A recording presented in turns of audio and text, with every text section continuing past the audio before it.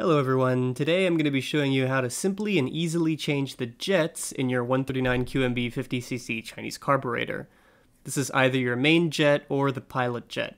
Most methods on YouTube involve a complete carb removal and then the jets are changed on a workbench, then the carb is reinserted. To save time, you can actually swap jets while the carb is still connected to the bike.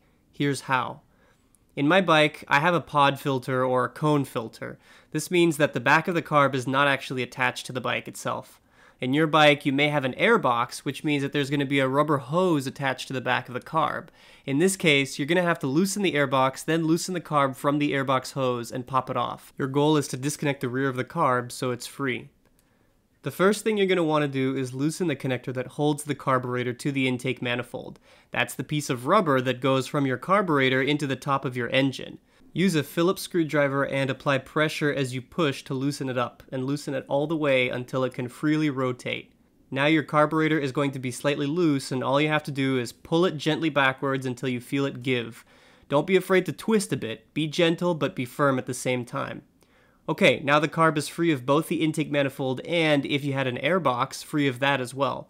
It's still attached to the bike by some vacuum lines, the auto choke wires, the throttle cable, and the fuel line. The float bowl of the carb, that is the chamber in the underbelly where the jets sit, is still full of latent fuel. Some of the new carbs have a dedicated hose that you can unscrew to let out all the fuel, but this one doesn't. The fuel in the carb is going to drain out when we tilt it to its side.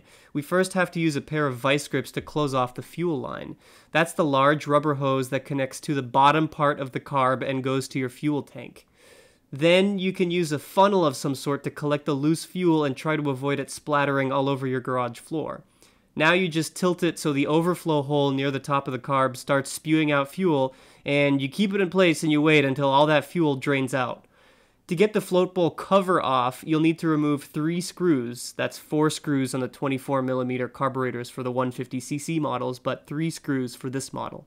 The trick with these is to use a very thin Phillips attachment on a battery-powered impact gun, something like a 16 volt to an 18 volt.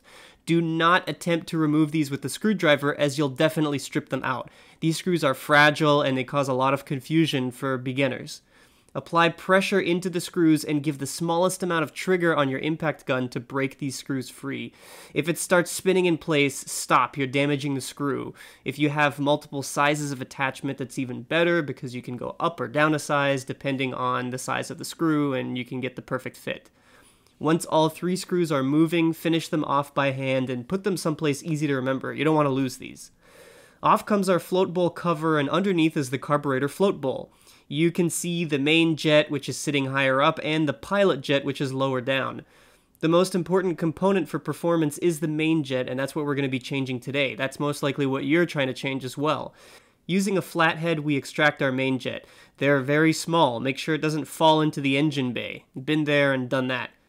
Now we get our new main jet, and we just start it by hand. Make sure it's not cross-threaded or anything. Then, once you've started it by hand, you can use the screwdriver attachment to finish it off. You don't need to get it extremely tight, just snug is fine. Now, your float bowl cover is going to go back on, and we reverse the process from earlier. You just start the screws by hand and finish them off with the very light power from the impact. Very light, don't go too strong. You want to apply very, very gentle, progressive pressure until you can get those screws snug. Don't go too hard or you'll spin it and then you'll start stripping them. Okay, the cover is on snug, and now we're just going to flip the carb back right side up. Once we do that, we can unclip the fuel line, as there's no risk of the fuel spilling out of the carb anymore. All you're going to need to do now is guide the neck of the carb back into the intake manifold. Just apply gentle forward pressure and maybe tilt up and down a bit until you feel it push inwards. You're going to want to keep going and push it in all the way until you see the little guiding nub on the top of the carb go flush against the intake manifold. The last step is to tighten the clamp that holds the carb into the intake manifold. Use a Phillips screwdriver and keep tightening until you feel the screwdriver start to slip and you can't tighten anymore.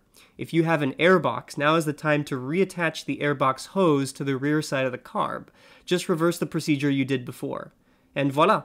That's more or less the quickest and easiest way to change a main jet on a GY6 Chinese carburetor. Remember that when you start your bike to test it out, you're going to have to crank the engine for a while to let that fuel fill the bowl. Don't hesitate to crank it for up to 30 seconds if it doesn't turn over instantly. Sometimes it takes some time for the fuel to re-enter the bowl, and don't worry, this is normal.